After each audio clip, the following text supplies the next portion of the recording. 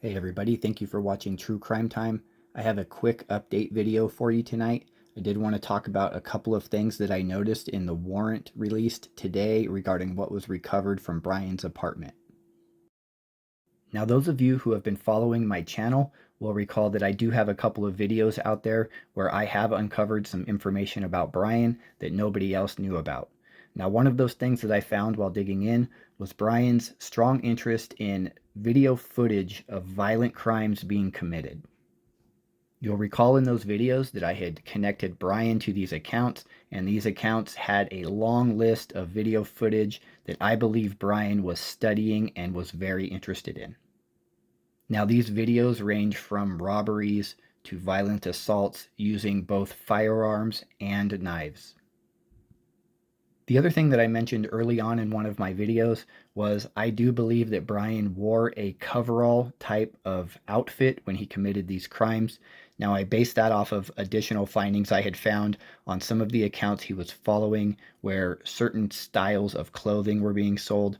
Now, when I did mention that, I did not think that this specific coverall was the one that he wore in the crime. But as we take a look at what we just learned today from the warrant, you're going to see that I think I am on track about this. Now, one of the things that they were looking for when they raided his apartment and took things out were any computers or devices that he could be watching media on.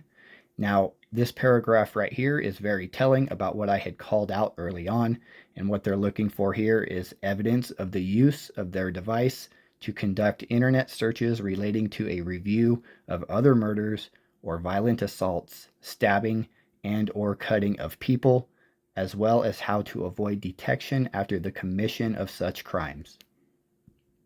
Now, I do believe law enforcement did uncover some of the things I also uncovered, and that's why they would be specifically looking for this.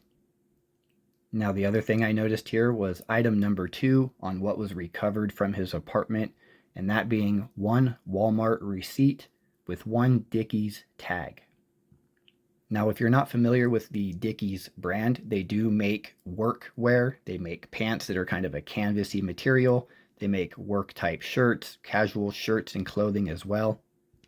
But within their work line, they do also sell a coverall. Now, if we do a search for Dickies at the Pullman, Washington Walmart, you can see here there are only 31 items in the entire store that are available in the store. Now, when I searched this, I looked for what was available inside the store. Now, out of those 31 items, there were a lot of socks. There were some pants like you see here, a couple of short sleeve shirts, but there was one particular item that I think is what Bryan purchased.